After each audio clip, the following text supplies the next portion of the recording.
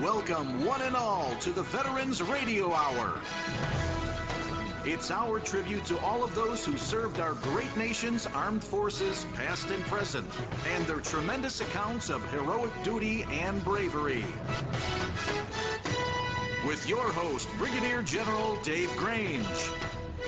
And now, coming to you live from our Veterans Center studio, here is General Dave. Good evening, October 27th, 2002, and tonight's show is going to be a good one. Department of Veterans Affairs Today. It's really an extension of two other veterans shows we've had in the past about disabled veterans and veterans medical care. A lot of dialogue, a lot of questions, a lot of concerns. And so we're going to do that tonight. We have three great guests. We have Dr. Robert Roswell, the Undersecretary for Health in the Department of Veterans Affairs. We have Dr. Joan Cummings, Network Director of Veterans Integrated Service Network number 12. And we have Mr. Michael Olson, the Director of Veterans Affairs Regional Office right here in Chicago. And we'll be going into some questions, some dialogue on the Veterans Affairs Today momentarily. Let's go to Kenny first. Thank you, General Dave. And remember, this is the Veterans Radio Hour, and you are listening to us either on one of the radio stations near your home, where you can call in at 866-928-2329 and ask any question that you'd like, or on our website, veteransradiohour.com. And right up there on the right-hand side, click onto our chat room and go live with us chat-wise. General Dave. Okay, tonight's show will be dedicated to Command Sergeant Major Theodore Doble, otherwise known as Mr. Big Red 1, from the 1st Infantry Division. He was born in the United States of America, but went back with his parents to Poland in 1921. In Poland, he trained with the Polish military from 1931 to 1936, starting at the age of 16. And then he returned to the United States of America in 1937.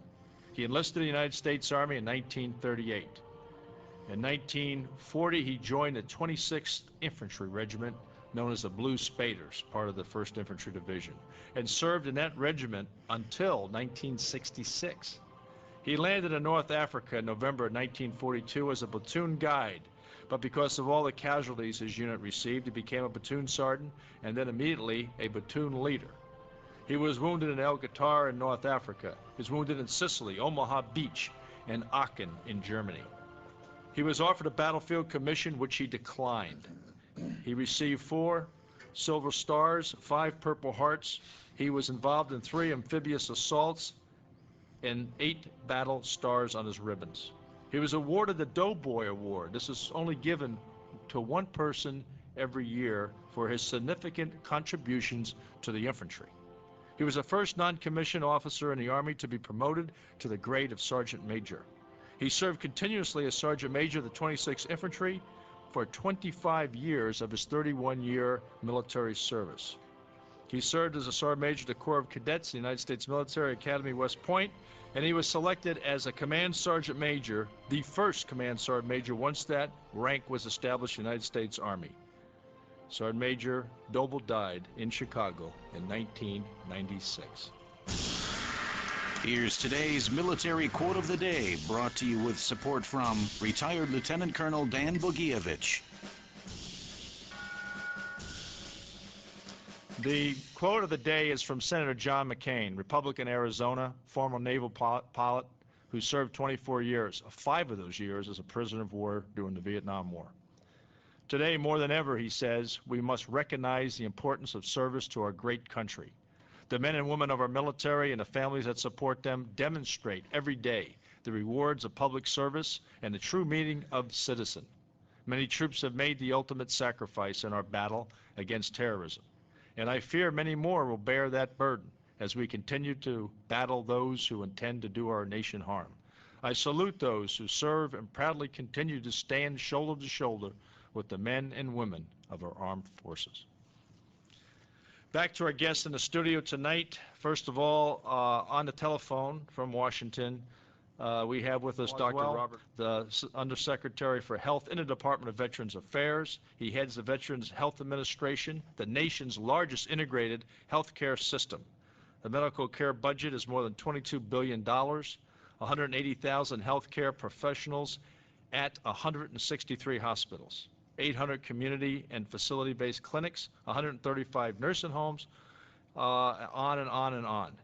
The nation's largest provider of graduate medical education.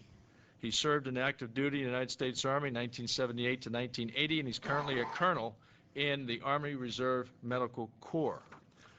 Our other guest in studio is Dr. Joan Cummings. As I said earlier, she is the network director of the Veterans Integrated Service Network number 12 in the Chicago area. She was chief of intermediate care service. She was the first chief of the hospice unit at the Hines VA Hospital.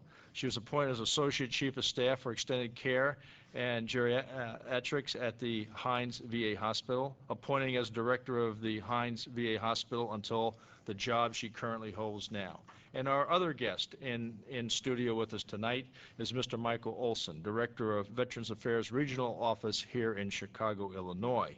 Serves a potential clientele of over 1 million veterans in the state of Illinois, $28.5 million per month budget paid out to approximately 11,700 recipients of service in the Chicago area. He served the United States Navy as an aviation electronics technician in Vietnam in 1967.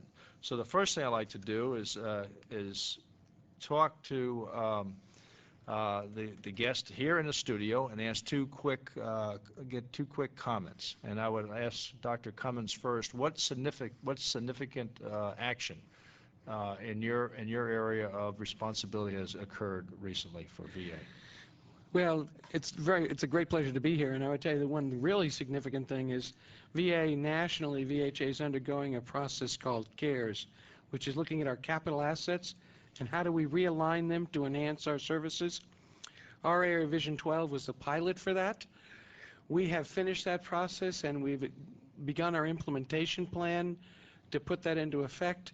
This involves major reordering of our infrastructure, major construction, major upgrading of our services to veterans throughout the Chicago, Wisconsin, and Upper Peninsula of Michigan. So that's very exciting in our area. Approximately $300 million in construction to enhance services for veterans in the Chicago area as a result of the CARES process. Okay, I'm sure there'll be a lot of questions about that from some of our listeners shortly. Let me go to Mr. Michael Olson. Same question.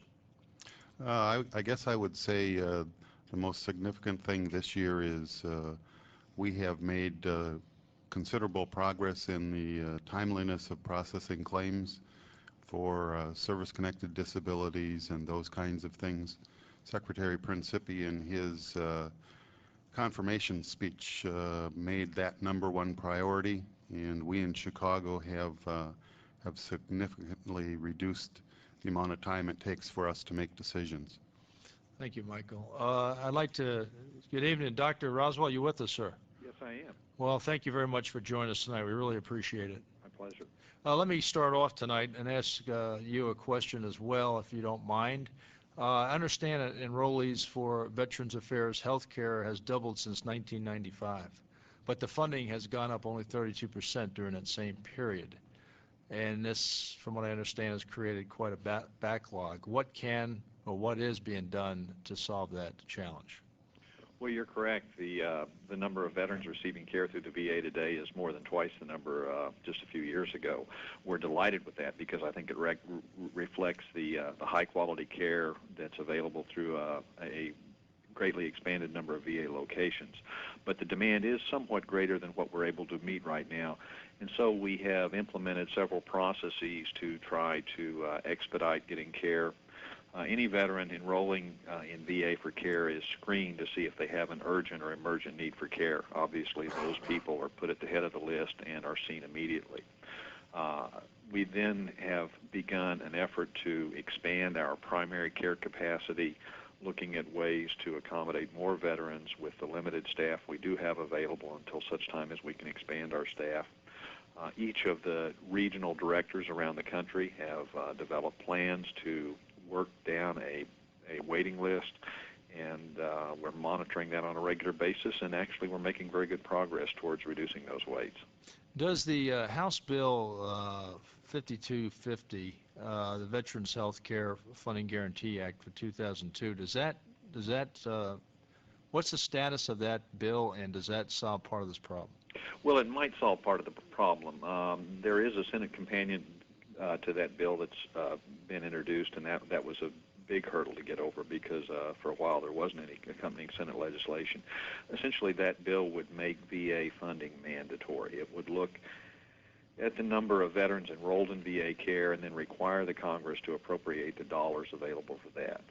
I think that may be, depending on how it's scored in the Congressional Budget Office and how it aligns with the Congressional Budget Agreement, it could be a way to move more dollars into VA health care.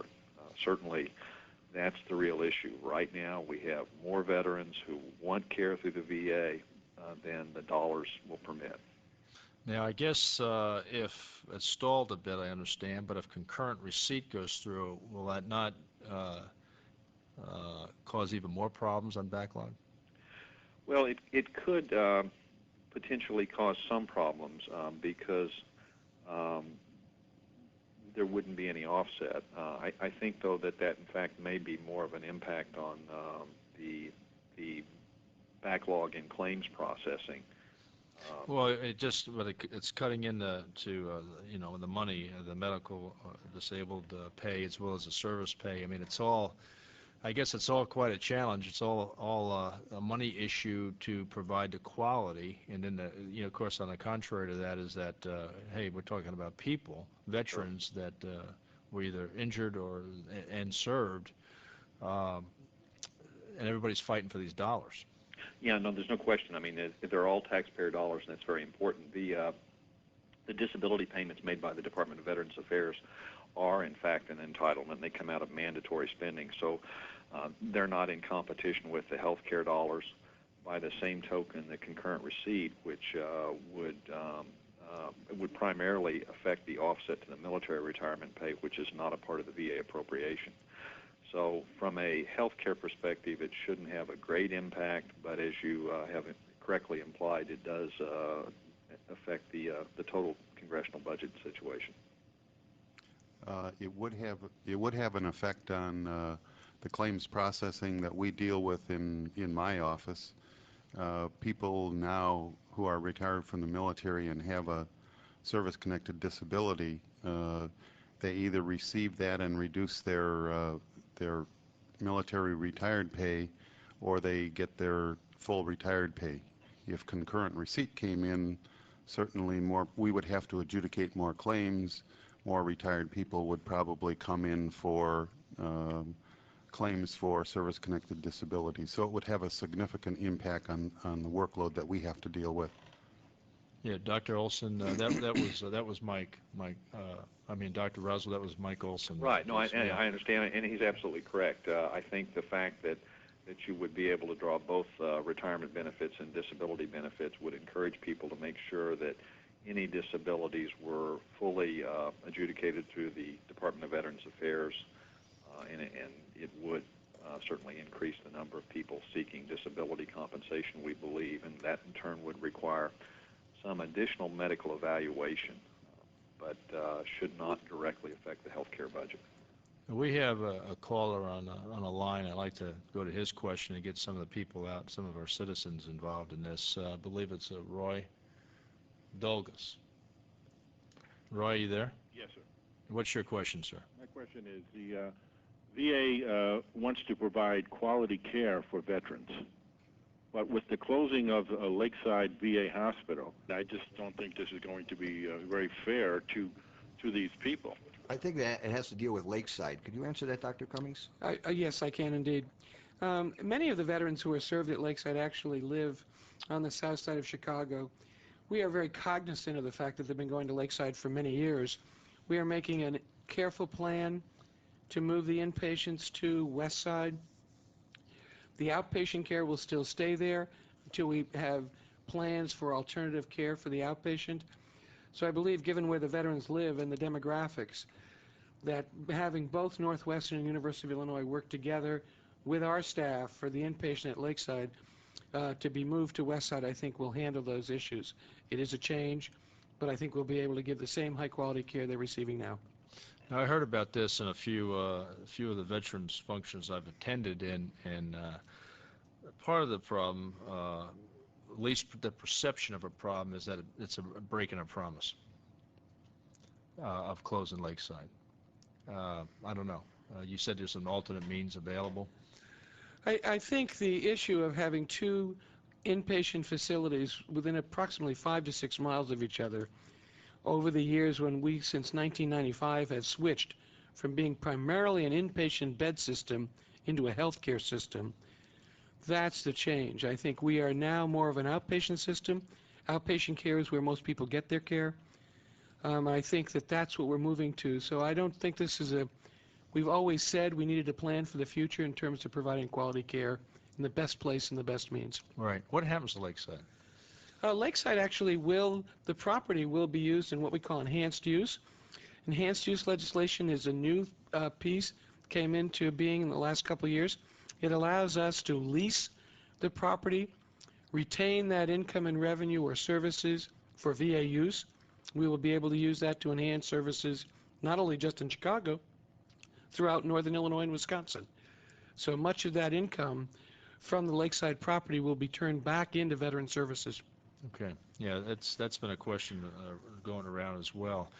We have an email question from an Art Heffelfinger in Montana, and he has some experience in VA hospitals in that state and understands some of the situations that veterans face. He says there's occasionally intimidation and retaliation against those pursuing grievances, those veterans pursuing grievances by the hospital staff at the VA hospitals. Does anybody care to answer that, or is that in fact true? Does that happen quite often to our veterans? We have actually set up for our area, and I believe this is true, Dr. Roswell made a comment throughout the country, we have actually a grievance process that starts internally, and if there's a disagreement over treatment or necessary treatment, we then have an external process where they can get outside of the hospital and talk to someone else about that. We have used that actually, in my experience in the last 2 years, once in our 3-state area. So I think the process is there. I'm not aware of retaliation or problems with veterans, but I think there may be that fear. But this is something they're entitled to. Yeah, I think more specifically that they're relocated to another location. They're referred to sometimes. Well, one example, just relocated, out of sight, out of mind. In other words, they're moved to another area. Have you heard this? I can't respond to that. I'm the benefit side of the house. I mean, you're talking about a patient or an employee? Yeah, patient. A veteran patient that comes in, he has a grievance, and then sometimes he's referred to some other place or just kind of moved out of the way, out of where he'd normally be served. The only time that I think that might happen is that indeed if someone has a disagreement with treatment, then often a second opinion is valid, and a second opinion often in terms to ensure impartiality would be done at another VA hospital. So a second opinion might be done somewhere else, but I'm not aware of other than that. Okay, we have another email question here about reservists not viewed as veterans at a hospital, and this is from Georgia. Something that they need 180 days active duty time before they can be seen. I've never heard that. Is that true? Anybody? Dr. Roswell, are you with us? Yes, I am. Yeah, could you answer that email from Georgia, please? Sure, I'd be happy to address that. Any veteran who has been honorably discharged and has received the military DD-214 honorable discharge, or in some cases even other than an honorable discharge, a general discharge, but anyone in receipt of a DD-214 is eligible for VA health care and VA services. A reservist may not have spent a full 180 days on active duty and therefore may not receive a DD-214, in which case they would not be eligible for the full VA health care services. But, for example, during the Gulf War, when almost 17% of the force that served in the Gulf War were reservists and National Guardsmen, each and every one of those who served received a DD-214, and they're now fully eligible for VA health care. Yeah, that's a good question. That came from Sam in Georgia, and thank you very much. And, Doctor, thank you for answering that. We're going to go ahead and go to Ken now and take a quick break. Good. This is a great program today. It's our 8th program. We want to thank you all for being a part of it. You know, you can leave a toll-free message for us at our business office, 800-591-0020.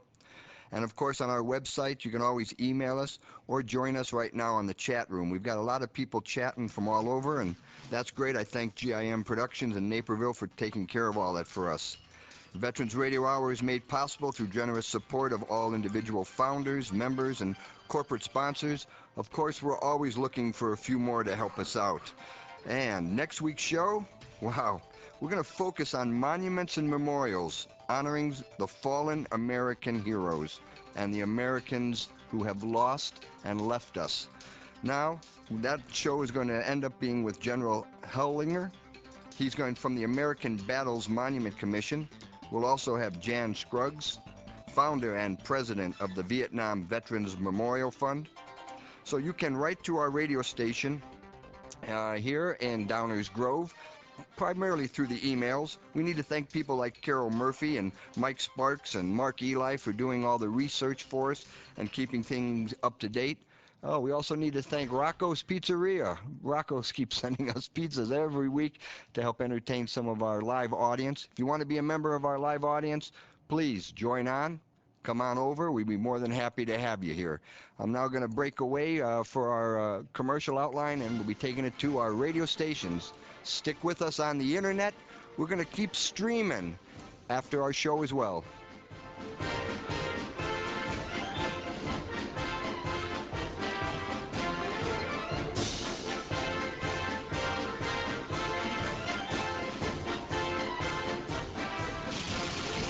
You're listening to the Veterans Hour on the Talk Radio Network.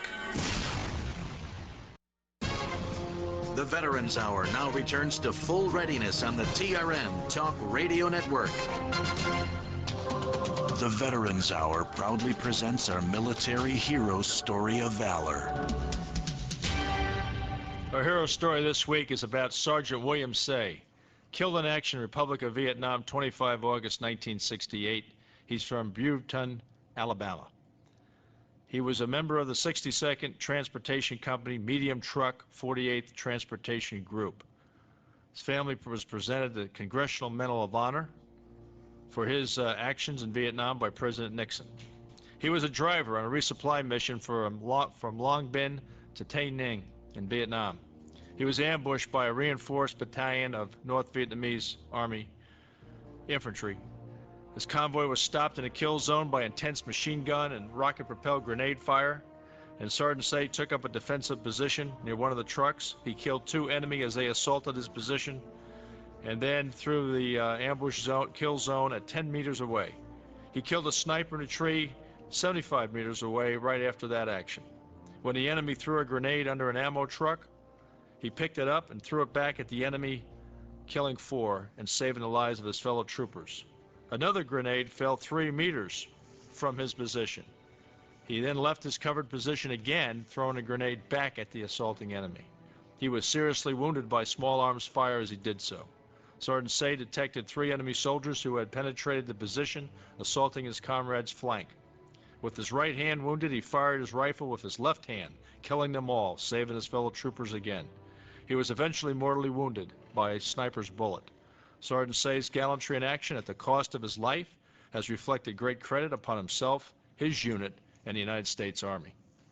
The Veterans Radio Hour salutes the Active Service Person of the Week, made possible through the support of Pabst Blue Ribbon Beer. As they say, PBR me, ASAP. Pabst Blue Ribbon Beer, available at your local retail outlet. We have 2 tonight. We have a Master Sergeant Carol Shinkles and her son, Airman First Class Casey Shinkles. Both are deployed from Grand Forks Air Force Base in North Dakota. They are in the Arabian Gulf region. We can't tell you the specific location. And they're with the 379th Expeditionary Service Squadron. It is one of the largest units deployed in the region. The wing has delivered over 250 million pounds of fuel in support of enduring freedom.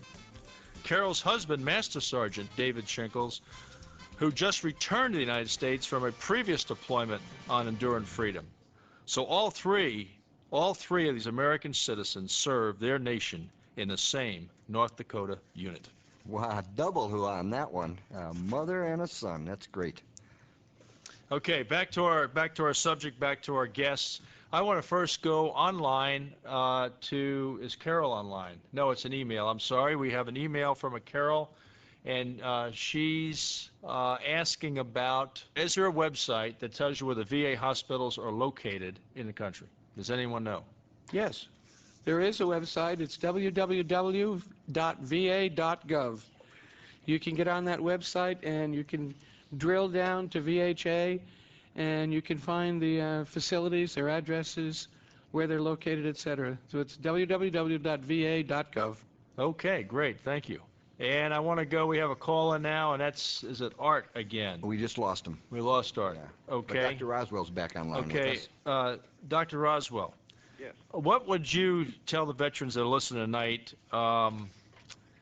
the most significant thing that you think has happened in this year, 2002, in their benefit? I think that there's a growing recognition in Congress and around the nation that the VA is providing quality care, addressing the comprehensive needs of veterans, but the system is not adequately funded at present to meet the full demand for care. And I think the sense that the Congress has in trying to resolve that and make sure that no promise is broken is probably the most exciting thing that's going on right now. Yeah, and I understand just here in a local Chicago area, and I know we're kind of focused for city example in Chicago, but it's probably the same in some of the other metropolitan areas in the United States. And I'd like to go back to Dr. Cummings on what 2002 has happened for veterans. Well, I mentioned earlier the CARES process, and we were the pilot, and other visions are going through this now in the rest of the country. It's resulted in us, we had a groundbreaking this week with a new parking garage at Westside to enable veterans to get to us earlier. Mike Olson's going to have a same groundbreaking, a new regional office at Westside to give one-stop shopping. At our Hines facility, we're going to be groundbreaking for a new blind rehabilitation center and a new spinal cord injury center. These are things coming out of the CARES process in the VA. It's planning on how do we align our infrastructure with the needs of veterans and use that to enhance services. That to us is very exciting. Yeah, that is great. And a lot of times, we hear problems for the Veterans Affairs, and I want to make sure in our program that we hear the good and the bad, as there's a challenge that we have to take on and fix for America's veterans. We do have Art Heffelfinger back on from Montana, and I believe he wants to be more specific on an earlier question that he could probably articulate much better than I can. Art, are you with us? I am, General. How are you this evening? I'm fine. Thank you for coming back. Would you like to ask our guest the question in your words, please? Well, just a couple of things I wanted to clarify, and that's, first off, I don't ever mean to imply that this issue of retaliation is somehow VA-wide or even VISN-wide. People of the caliber of Dr. Roswell, a graduate of the University of Oklahoma, an Army officer, and I believe the doctor actually was, for 5 years, head of the Persian Gulf Coordinating Board, as a matter of fact, so I kind of came into contact with them twice around, Vietnam and Persian Gulf as well. We can document locally cases which we find very disturbing. A veteran stands up and gives public testimony before a legislative subcommittee critical of the VA hospital. 3.5 hours later, almost to the minute, according to the date-to-time group and the record, the veteran has very negative remarks put into his medical file, which can impact negatively on a pending claim. Now, I find it a little difficult to believe, given the timing of this, that action is somehow coincidental. And even if it's an isolated incident, as I suspect it was, it certainly conveys a certain tone or message to other veterans who would presume to stand up and voice their opinion of medical care problems as they might arise. We also see some similar things happening with the staff, at the staff level of the hospital. A case where a particular staff member may be very proactive, advocating for veterans, comes in the next day and finds out he no longer has the office he had the day prior. His office is now at the reception desk or in the hallway in a folding chair. Now, is this retaliation? The man is not fired. His pay grade is not downgraded. He's still at the VA hospital, but come on. It really raises some questions, some proprietary questions that I would certainly encourage the hierarchy of the Veterans Administration to consider. Again, I do not maintain that these problems are widespread. God forbid, I hope not.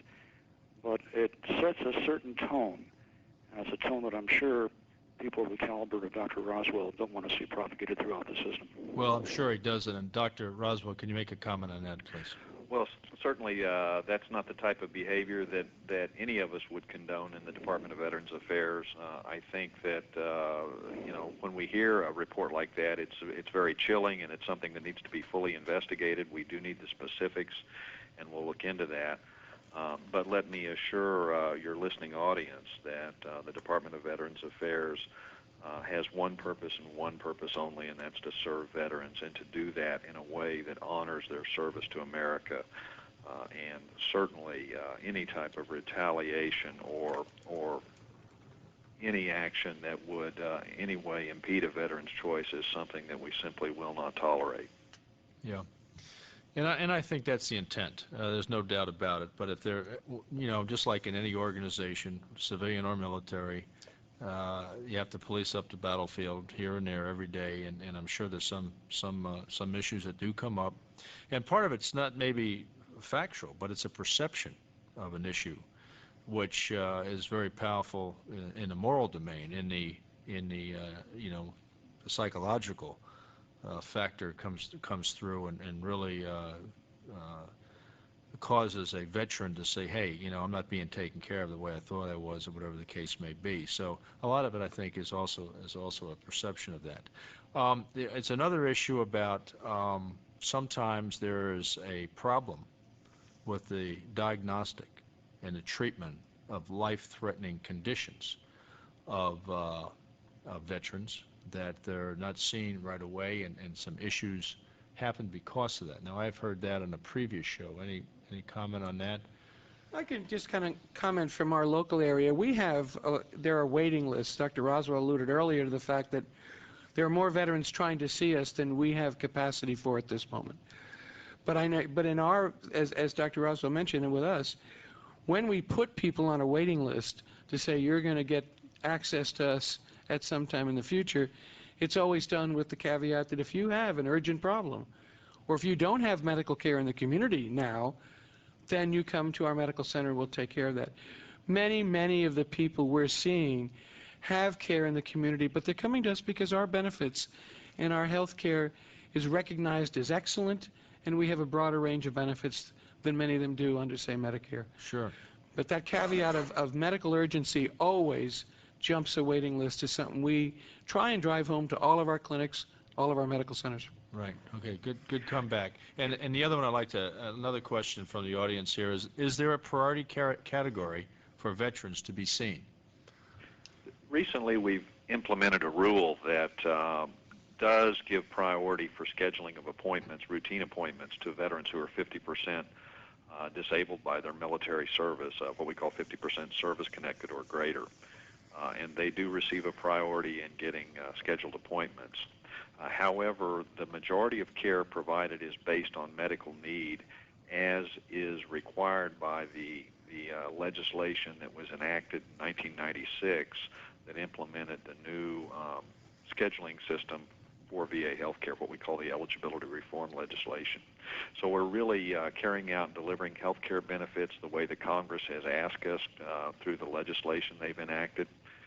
But we also recognize that those veterans who have the greatest disability deserve our respect and attention, and we are scheduling them on a priority basis. Okay, thank you, sir. Kenny? Okay, now we have to recognize some of our support, and of course, our major contributor to the Veterans Radio Hour is McDonald's. So we'd like to present again tonight the McDonald's Veteran of the Week. Okay, tonight we're going to honor Fred Dance. Is a McDonald's owner-operator with 2 restaurants in Moses Lake, Washington. He served 4 years in the Navy from 1959 to 1963. Fred served both here and abroad in South America. His most memorable experience, was the opportunity to become an adult and see the world while in the Navy. When asked how his experience in the Navy has helped him as a McDonald's owner-operator, Fred said that it taught him discipline and how to stretch the budget. Fred is proud to have been a McDonald's owner-operator for 40 years, starting with the company once he left the Navy. He is especially proud to develop the people who work with him. Hi, she'll have a Happy Meal, and I'll have the Big Mac. Dad, when will I be old enough for a Big Mac? When you're in college. College. Now, when you register specially marked McDonald's gift certificates at upromise.com, a portion of the value goes into a uPromise account for a child's education. So, the more specially marked gift certificates you buy, the more you'll save for college. I want to be a doctor. Hello, gift certificates. Sign up for free and get the details at upromise.com. We love to see you smile. You're listening to the Veterans Hour on the Talk Radio Network. Weigh anchor, mates. The Veterans Radio Hour now continues full speed ahead on the Talk Radio Network. Aye, aye, sir. And now, with the update on military news from around the world, here's General Dave reporting. On Veterans Day, Monday, November 11th, from 5 to 9 p.m., all 400-plus Golden Corral restaurants spanning 39 states will offer veterans and retired and active duty members of the United States military a free dine-in dinner buffet plus beverage. This offer is also extended to members of the U.S. Reserves and National Guard. All they have to do is state their military status when coming through the order line that night of the event. And this is not a paid commercial. We're just recognizing people that do great things for our veterans. That's an amazing thing. Yeah, that's wonderful. If you recall, Outback did the support for the people fighting in Afghanistan. Another great example of helping the veterans. We're back again, and we have an audience question I'd like to bring up. It's more specific than some of the others, and is diabetes. It's presumed by many that it's service-related illness if you're exposed to Agent Orange from service in Vietnam. Is that true or not? That is true. In the summer of 2001, regulations were finalized that allow us to pay service-connected disability compensation for people who have adult onset diabetes if they were in Vietnam and presumed to have been exposed to Agent Orange. That includes any secondary conditions that might come as a result of adult onset diabetes. We've had thousands of claims come in since that time, and we work closely with the hospital side of the house to get examinations that allow us to make those decisions. So for sure, that is a presumed condition. Okay, Joan? Yeah, medically, that's very, very important. Adult onset diabetes is a very common disease in older individuals, and those individuals who are in Vietnam need to apply for the service-connected compensation. This is a very common disease and can be very devastating. And if they get that service connection, the hospital side of the house can provide treatment, medications, those kinds of things. So it's very important. Any veterans out there who were in Vietnam and have diabetes, haven't filed claims, they certainly should. Yeah, that's a great question, and thank you for the answers. We appreciate it. There's a from Joe from Chicago. There's a question: why don't they let veterans get service from regular hospitals instead of making them drive so far to get to a veterans hospital? The VA was really established to provide health care services to individuals, many of them service-connected or disabled and low income, as a way to provide those if individuals weren't getting it. We have the most extensive and the most comprehensive healthcare system in any place in the world. An individual is always free to get services in the community and if they wish, but the VA is there for those who need it. We have clinics scattered across our system. We are trying to bring services as close to veterans as possible, but the veteran is able to access us and use us if they wish to and need us. Okay, thank you, and I hope that answered Joe's question right here in Chicago.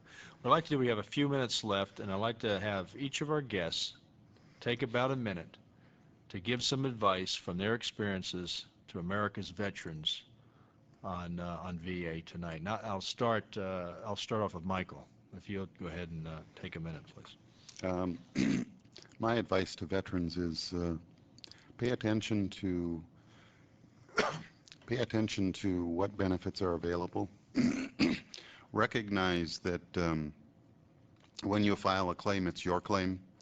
Take an active interest in that claim. Provide medical documentation for any disabilities you're claiming. Work closely with veteran service organizations who represent you before us. That would be DAV, VFW, American Legion, Vietnam Veterans, and a whole host of others who we work very closely with to make sure that that veterans who file claims get good representation. There was some discussion earlier about grievances. Service organizations, in fact, help to represent veterans before us so that any grievances get addressed early on in the process. Okay, I want to go to Dr. Cummings on her wrap-up. My advice would really be a little bit of a follow-up with what Michael just said. Veterans need to stay active with their veterans group. They need to pay attention and try and work with VA and look at what's happening, access services as they need. They need to be proponents for other veterans. So when other veterans that they may see have disabilities or problems, they need to help refer them to local facilities and a local VA. But I think my biggest advice is to try and use the VA as you need to, and try and tell others and other veterans' families about the VA. Okay, great. I do. I use Heinz. Okay, and finally, I'd like to go to the Undersecretary for Health in the Department of Veterans Affairs, Dr. Roswell. Sir, you have the last word. Well, thank you, General. It's been a pleasure to be here tonight. I would just like to remind all veterans everywhere that the VA healthcare system, the Department of Veterans Affairs, has undergone some remarkable changes over the last several years. This is not your father's VA. It's a wonderful new healthcare system that's providing really comprehensive benefits. I would encourage veterans to call our nationwide toll-free number, 1-877-222-VETS. That's VETS, VETS. If they have any questions about benefits, about healthcare, about services through the department, or visit the website, www.va.gov. But take a moment. You owe it to yourself. Your nation owes it to you as well to understand what benefits are available through a wonderful Department of Veterans Affairs. And I agree with you, and that's thank you very much for that advice. Tonight in studio and on the telephone with us, we had Dr. Robert Roswell, the Undersecretary for Health and Department of Veterans Affairs, Dr. Joan Cummings, Network Director of Veterans Integrated Service Network 12, and Michael Olson, Director of Veterans Affairs Regional Office here in Chicago. Kenny. Okay, we're going to stay live on the internet for about 15 more minutes. Let's play a little Kenny Thomas.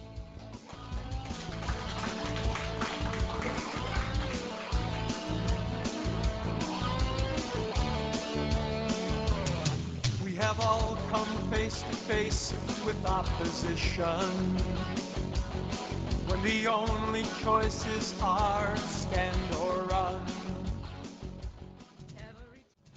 And our heart that's strong and steady beats within. Many a time these legs have gone the extra distance, because the race we Yeah, that's a song from Kenny Thomas, one of our Black Hawk Down good buddies that was on with us a little while ago. Yeah, Third Ranger Bat, yeah. Columbus, Georgia. Amazing guy. That was a great show we had. I was really glad to be a part of that. We're here right now talking about a little bit more on the internet. Those of you that stayed plugged in with us, continue on chatting with us. We've got a lot of chat room going on. Joe from Chicago was totally amazed, Dave, that you got to his question so fast. So our chat master said to him, well, that's technology. Can you believe it? That's information warfare. That's it. The warfare started. We're still going to be here now live with Michael Olson and Dr. Joan Cummings and, of course, General Dave. We're going to just continue on what's going on with the veterans' health benefits. Okay, one question that I've had myself and some of my buddies is, what's the difficulty in recruiting quality doctors, nurses, healthcare providers in VA? None. No problem. No, actually, we have, for some subspecialties like interventional radiologists or neurosurgeons, we have some problem. But we are very competitive, excellent benefits. We recruit physicians and nurses reasonably well. Not to say I'm not worried about RNs in the future as the country faces a shortage. But we are very competitive for healthcare providers. We get excellent folks. Now, why are you competitive?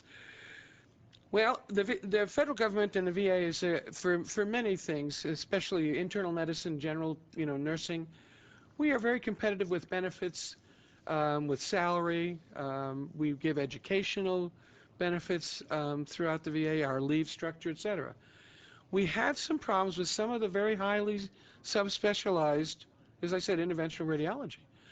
But I have very little problem in my vision recruiting physicians and nurses. Well, that's For the very specialized, we do, but the general areas, no. Are they paid competitively? The RNs, and except for the subspecialized areas, yes. The average salary for an internist in the United States is the average income in the private sector for an internist in the United States, it's actually a little lower than what the VA pays. Mm-hmm. Now, as I say, subspecialty areas, we have some problems. Will make me feel good for a moment, I think. You can. I'm one of those originals from 1967 through 70 era veterans that was stationed in Japan for a while. And I was trained first as an orthopedic technologist, then brought in as a PA, one of the first, offered to warrant officer, etc. That's why I asked a question about quality. So now I want to know, are there PAs in the VA? Are you using a lot of them or no? You got it, we do. Okay. And actually we use them a lot in the surgical specialties. PAs, as you well know, work very closely with physicians and probably more in some of the surgical specialties than the medical. And we have quite a few PAs. Actually, one of the PAs in our area from Milwaukee is now the national advisor for VA for PAs. So we do use PAs. We use nurse practitioners. The VA is very advanced in the kinds of things it does in its healthcare. We're leaders in telemedicine. We do telemedicine incredibly well. Well, I tell you, physician assistants, PAs, are dear to my heart. In special operating forces, units rely very heavily. Well, actually, all military units, but I've had a lot of experience with them in special ops forces, and they're excellent. I mean, they are phenomenal. And for trauma wounds, in combat, for day-to-day care back in the garrison areas, rear areas, they're a wonderful asset. Now, there's a lot of controversy in the military about the rank.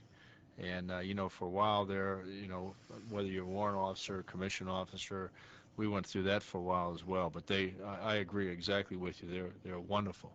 I'd like to go to Mike a minute. Just, Mike, can you just tell us a little bit about, and I didn't give you enough time to do that early on, what your office does for veterans?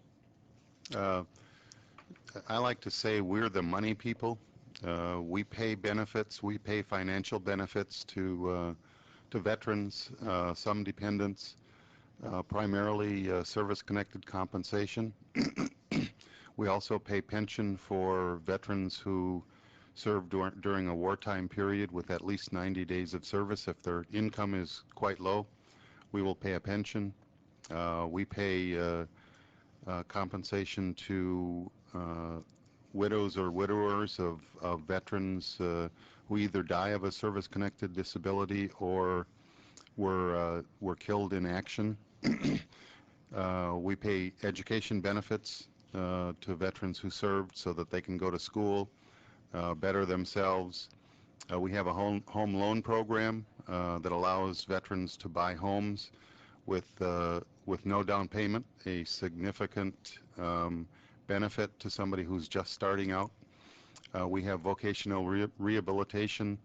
It's a program that allows us to help disabled veterans overcome those disabilities and get back in the workforce. A very, very important part of our program. In my estimation, the most important, because it gets people back into the workforce, overcome the disabilities that were caused by their military service. What about this concurrent receipt? How are you facing and dealing with all of that? And the politics of it, apparently. We administer the laws as they're written.